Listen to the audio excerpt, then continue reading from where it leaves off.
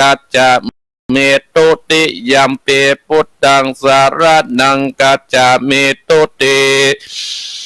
ยัมปีธัมมังสารนังกัจจามิตุติยัมปีสังฆังสารนังกัจจามิตติยัมปีพุทธังสารนังกัจจามิตติยัมปีธัมมังสารนังกัจจามิตติยัมปีสังฆังสารนังกัจจามินะโมพุทธายะนะโมธัมมายะนะโมสังฆายะอัปปะมโนพุทโธอัปปะมโนธัมโมอัปปะมโนสังโฆ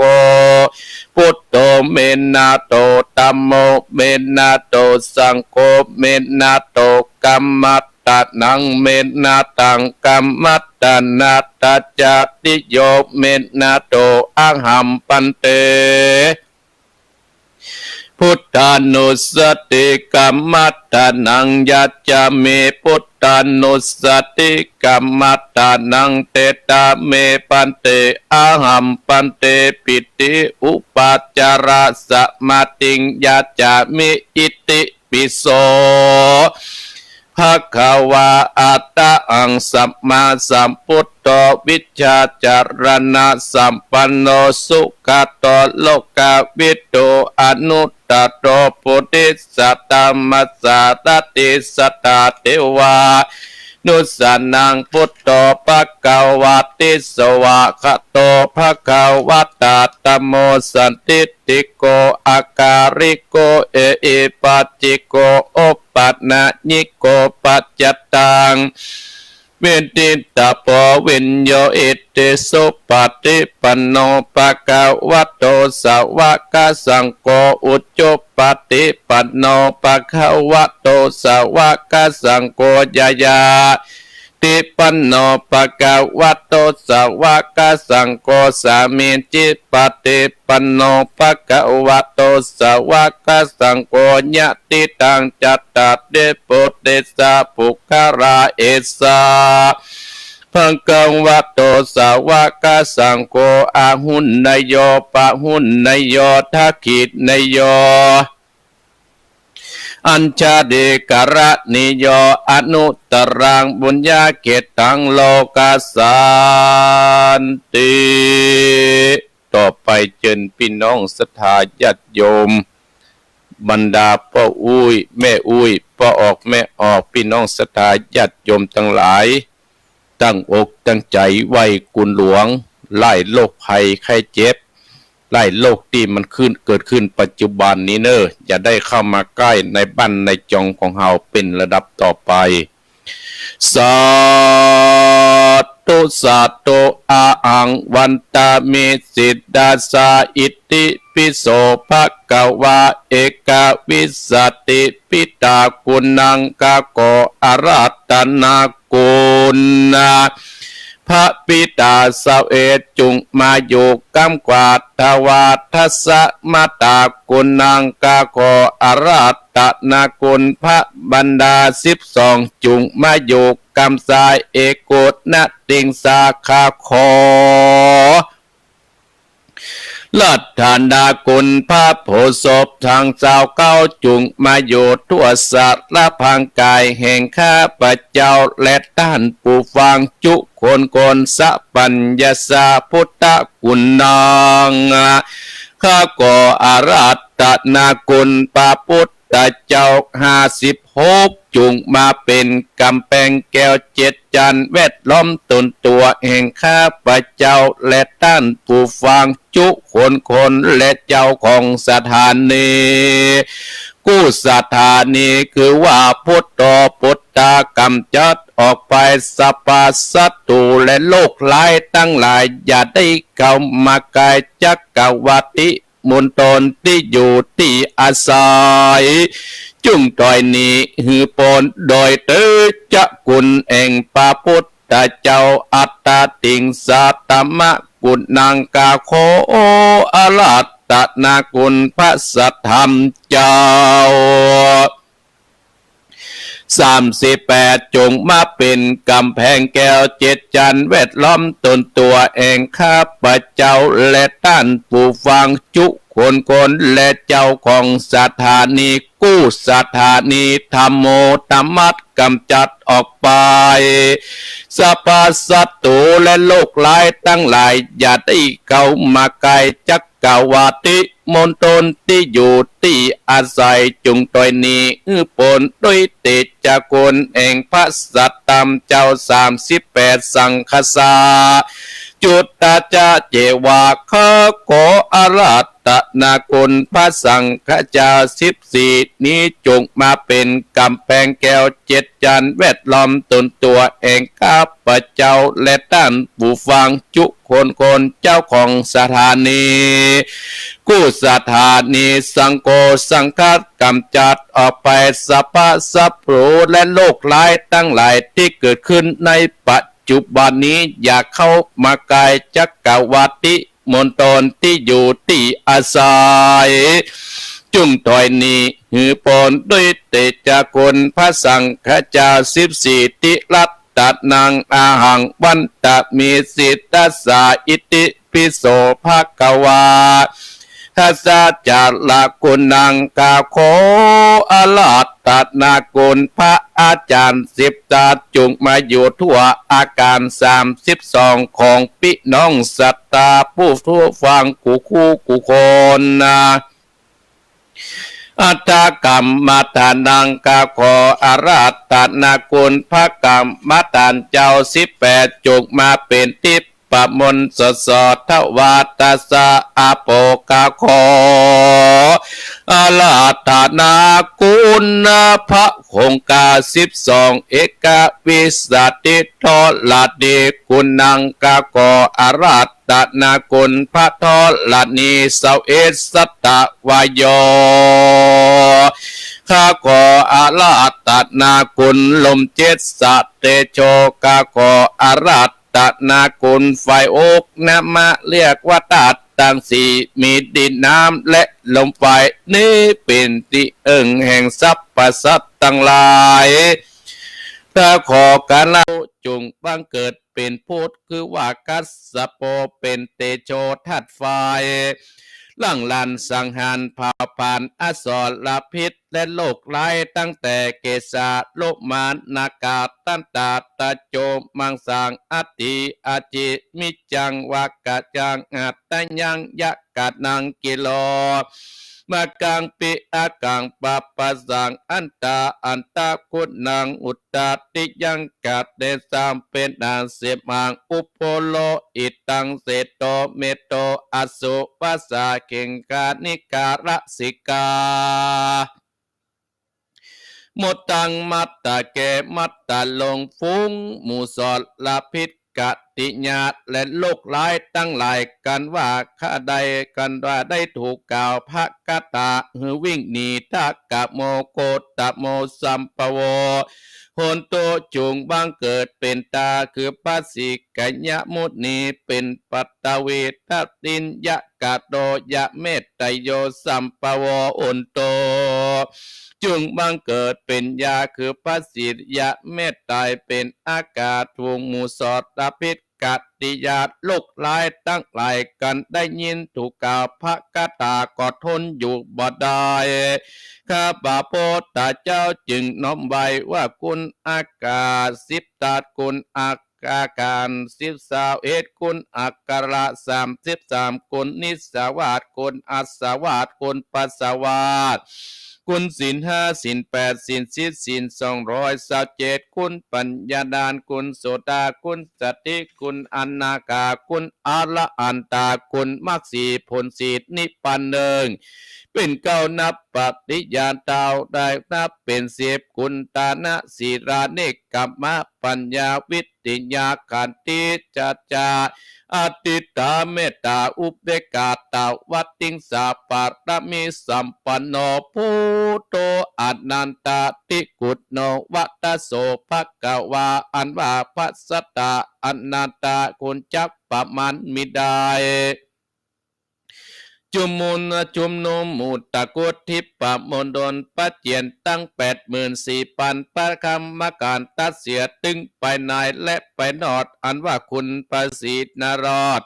คุณประสิทธิ์นาลายคุณประสิทธิ์ตะงัวคุณประสิทธิ์ตาไฟคุณประสิทธิ์ได้แสนโกดคุณบานทิดาโบส18คุณอันทรงวิจาแห่งพระพุทธเจ้าเตตายคุณนาพระสยาตคุณพระบาทคุณพระตาดคุณพระมหาโมกขลาคุณพระสารีบุตรคุณพระมหาอุปโกฏคุณนาติสาวกคุณบันทิตะสัมมาเนนคุณพระมหากัญจนาเถรกุณตี12กุณปมวิหารตั้ง400,000โกฏจักกวาลข้าขออาราธนามาผาปานอสรลพิษกัตติยาโลกหลายตั้งหลายหือสัจจะทั่วมังสาโลมาและอินทรีข้าขออาราธนาคุณ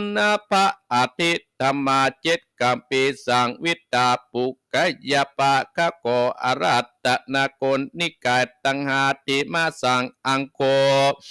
ขออาราธนาคุณพระวินัยตังอาปะจุมากะขออาราธนาคุณสตัมตัง8จิตนาวัตกัญญาคา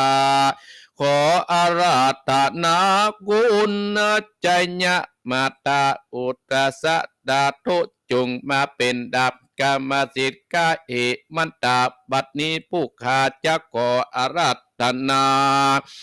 มาอยู่กลางสารผู้กาจักฟันโดยใต้สนาคมคือผู้ตั้งตัสสะมีตัมมังตัสสะมิสังกังตัสสะมินะโมตัสสะตัสสะนะโมตัสสะปะสัตโตโลกไหลกลางไหลก็ขาดเป็นพวงทุรีที่เรืออยู่ในอินทรีย์หนีไปอยู่เนื้อออกจากกวาลบัดนี้กูจักอ่างองค์การณจิงบันดาลนะกูจักป่าป่าหิมมาตานผุงหมู่มานโลกไหลตั้งหลายก็ร้อนหลนอยู่บ่ได้กูจักปิดตะวันตั้งเก่ากูจักเล่าภากถาสังวิตาปุณดาปุตปาปนะปิตังทวะกัลลังสปิพุทธสมาธิตั้งเก่ากูจักเล่าภากถาว่าพุทโธจะมาจิโมเสโทสาลิบุตโตจะตากิจเนอุตตะเรมุกกัลโนจะอนันโตมัจจิเมวัจจาโกตัญโยบุปปโตปเจพยเปกขวปฏิอุปเรนะอาติอัคเนจกัสสะโป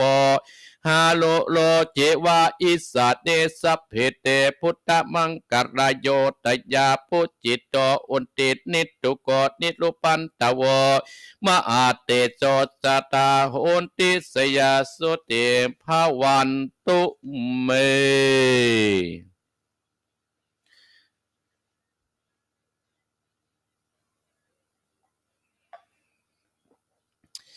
เอาละศรัทธาญาติโยมทั้งหลาย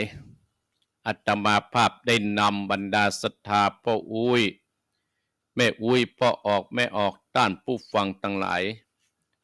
ได้ไหว้พระสวดพุทธคุณธรรมคุณสังฆคุณจบไปแล้วศรัทธาญาติโยมตลอดถึงได้ไหว้คุณหลวงเป็นที่เรียบร้อย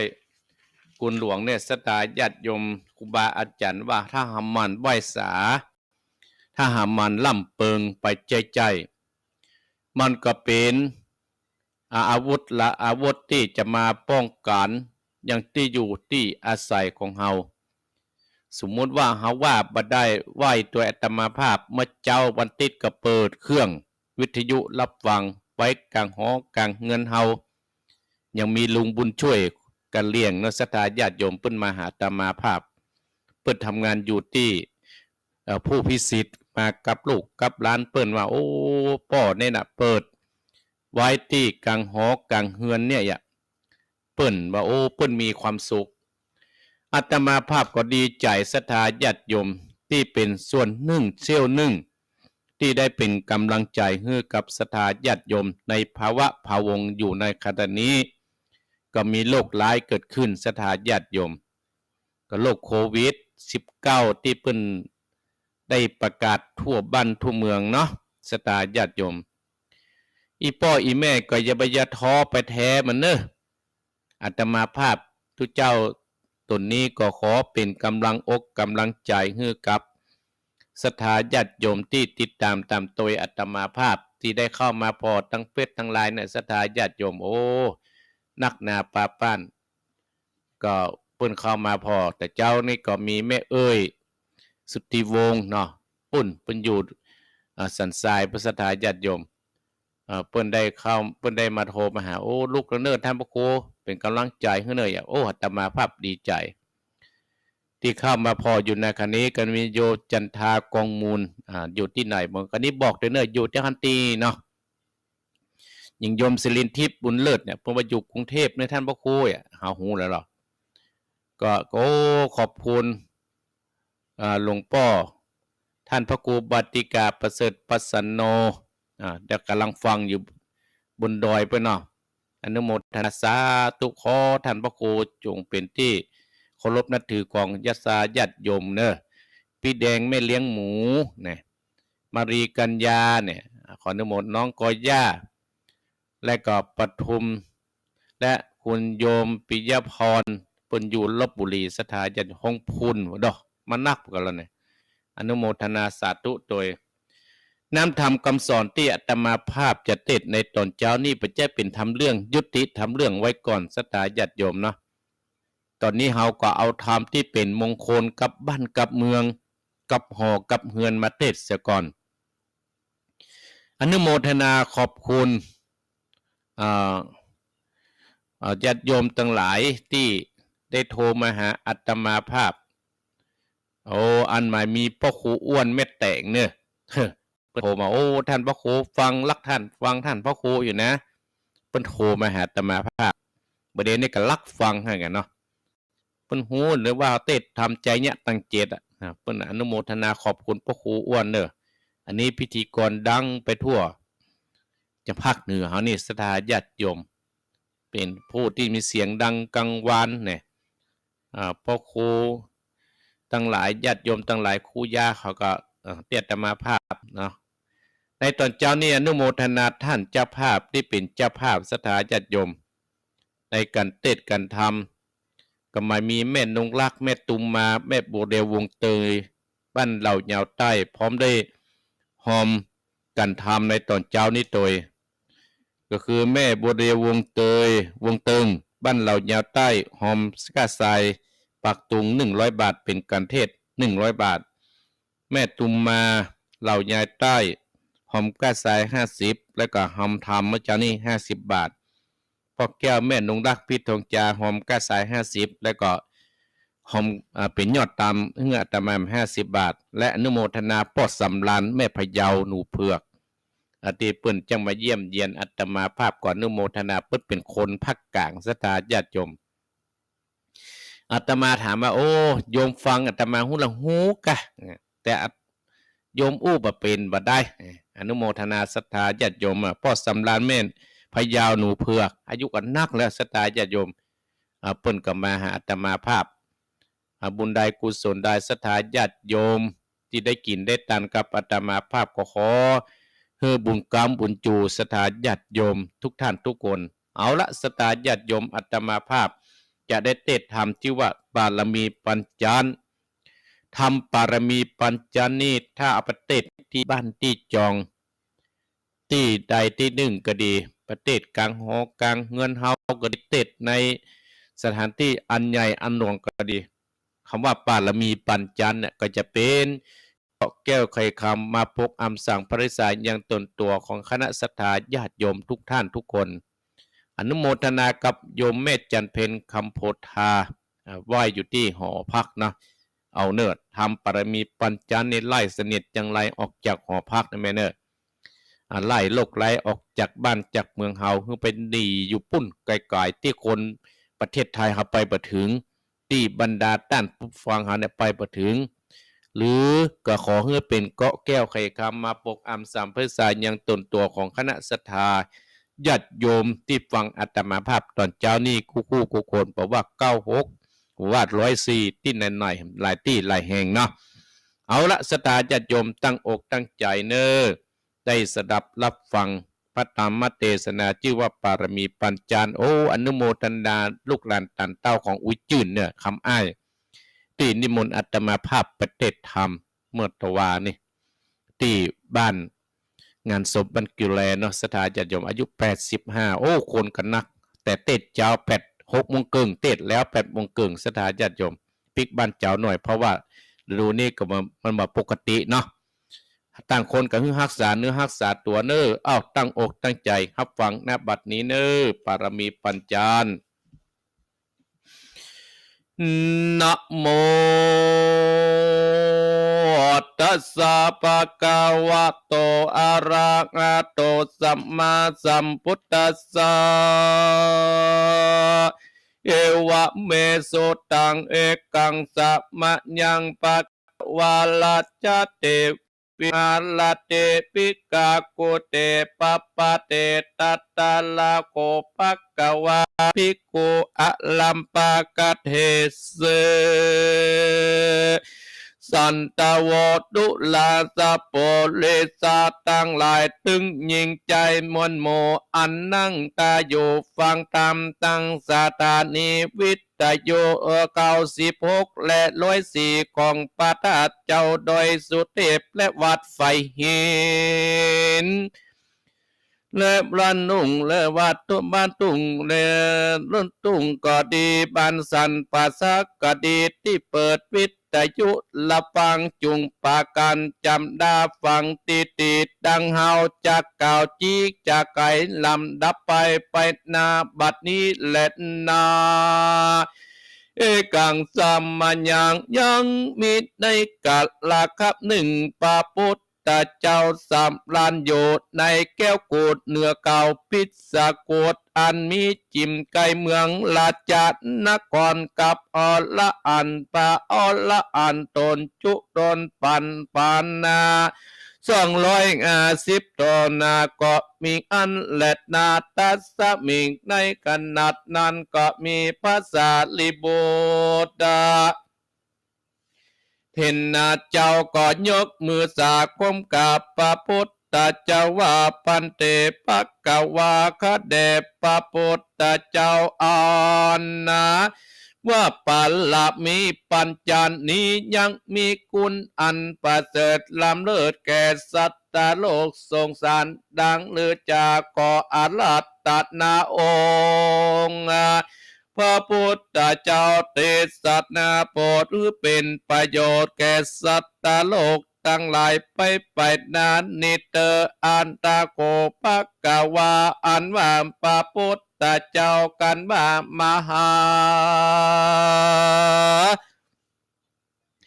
สาเลบทเป็นเจ้ามาคมกับอาราตนาโกติสัตนาตามดวงประเสริฐพระก่อกังเกิดเกิดเมตตาเตสัตนา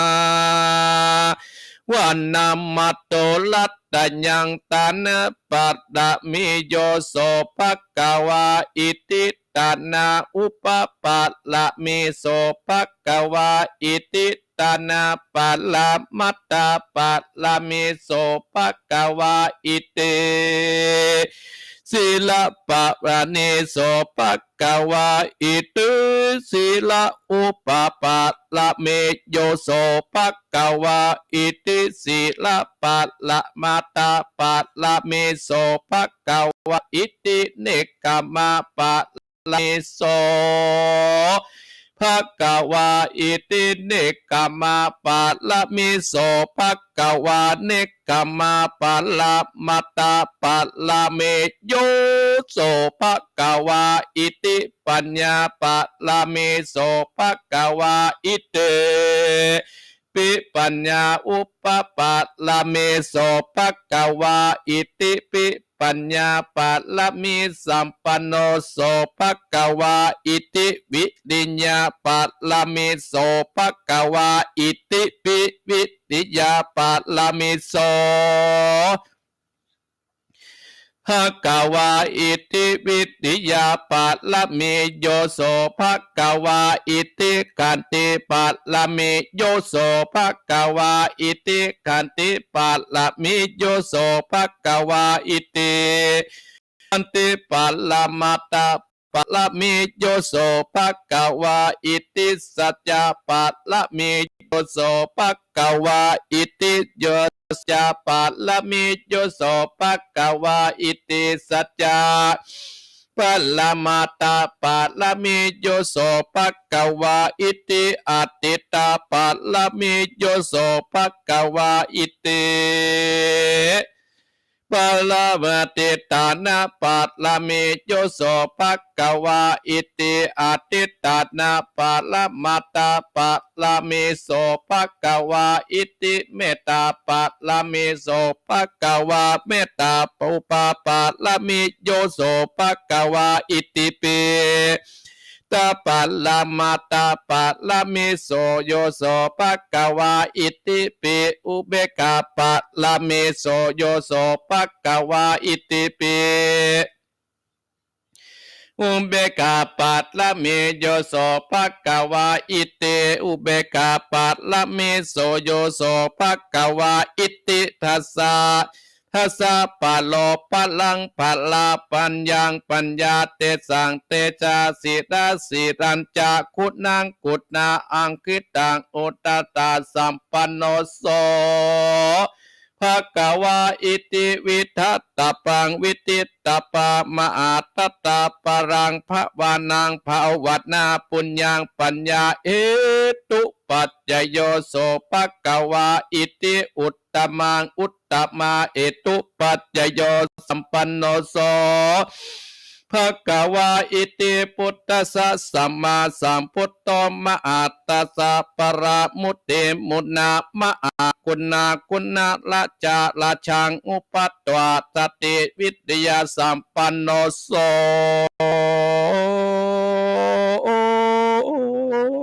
ภกวาอิติสัมมาติงสะปัลละเมปุลละโตโสภกวาอิติอะหังปิโกอัมติลาจาปาลาลาจาจารานาอันตนากันตาวัตนาติอะหังปิโกปัญญาติตโมปัญญาติอานิโตอันตะอังกันละยังกาโลปิกะเยวาจานามัสสะอาอัมปิโกปิมาลานาตโมมะอาลานาอานาติโตอันตะอังกันละยานังกะโลปิกะเยวาจานะมัสสะอันวาคาตาเทวตุตังอากันว่าปุกกลาผู้ใดก็ดีไม่มีตั้นผู้ฟังจุคนผู้ใดได้จำเริญนาไปใจจักไกลเข้าพระนิพพานเตดีและนาปุกกลาผู้ใดมีศีลอันมันกุ้งเรื่องดีฮึมันเมตตาภาวนาไปใจอย่าได้กาจักนำเอาตนไปสู่หลักกาไตรลักษณ์สัมปการอันเป็นอนิจจังทุกขังอนัตตาล่ำเปิงโดจลาปัญญาติมาลัดนาอันว่าปัญญามัจจลาดหากมาไล่เลยครับไปใจตัวหนาวแก่เผาจะลาหูตาก็มามืดมัวผมบนหัวเกาะมางอกเอ็นเกาะมาอ่านไปกวยตันตาเขี้ยวก็ปั้นลุหลอนออกมาไปตีนไปมือก็มาใส่มาสานอกใจจันก็มาปานเพื่อนบายเหตุนั้นนาปาพุทธเจ้าว่าอันนี้ชื่อว่าเทวอุตปโตมอวตีนั้นจะแดปัญญาติอนาติโตก็มีโลกปัญญาติ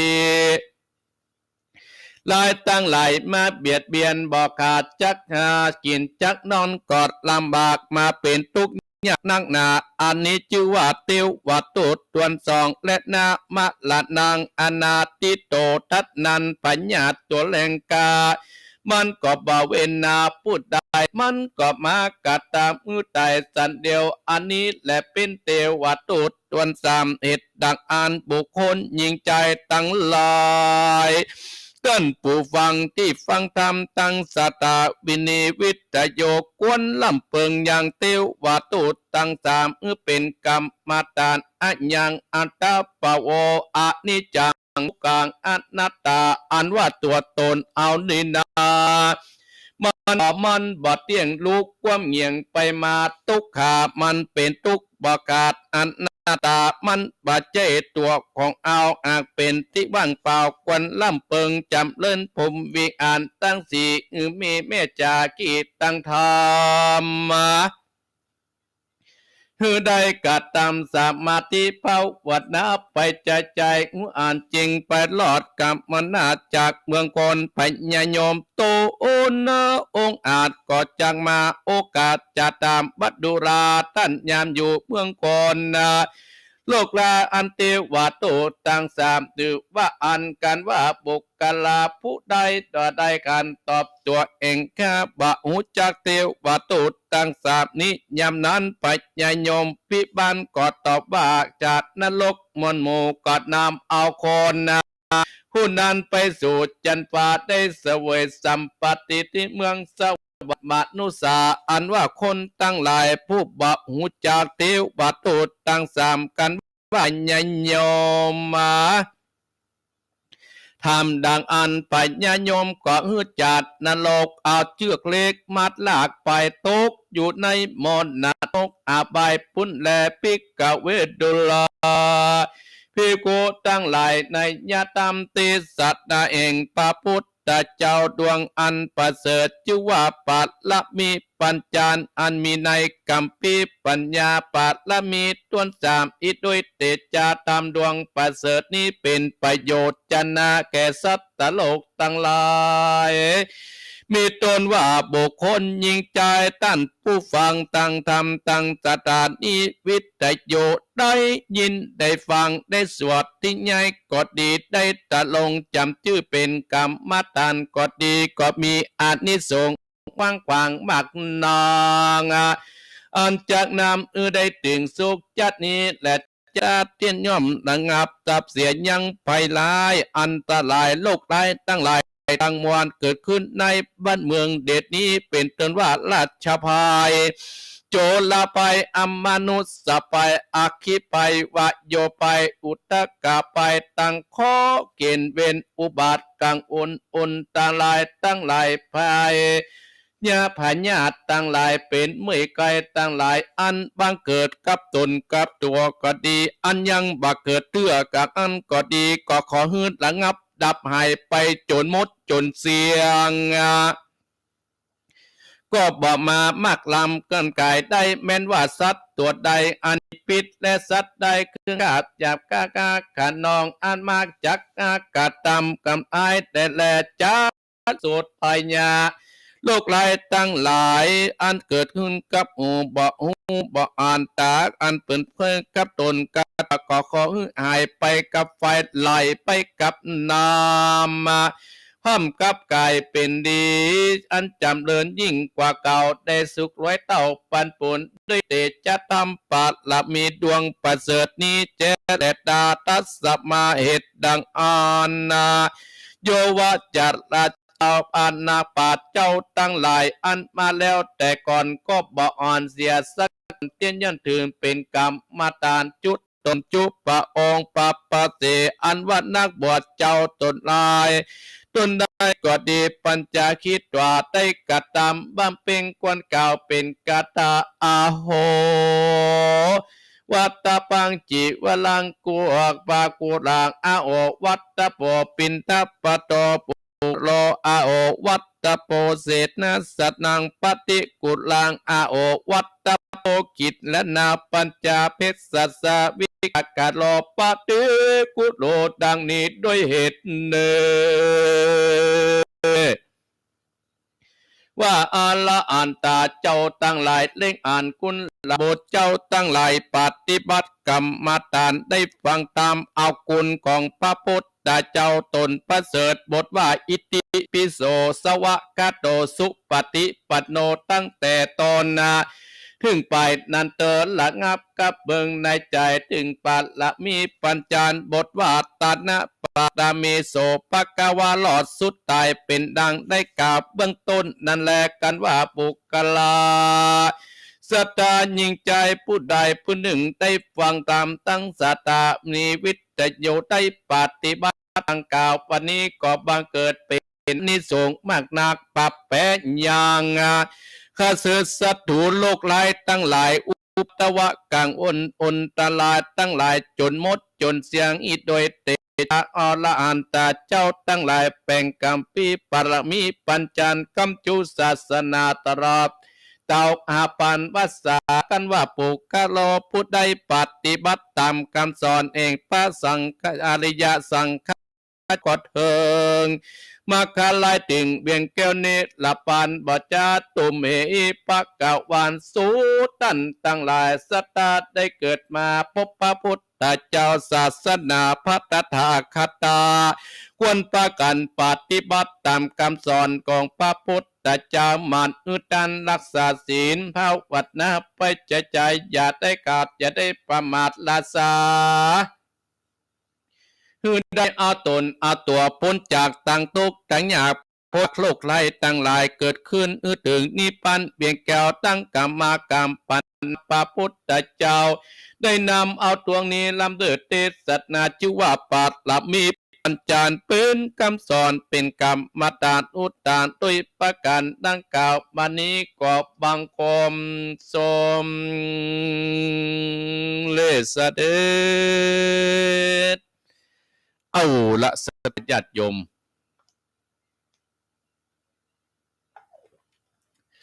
อาตมาภาพได้เอาน้ำอาธรรมชื่อว่าปารมีปัญจานพร้อมนำศรัทธาญาติโยมสวดพุทธ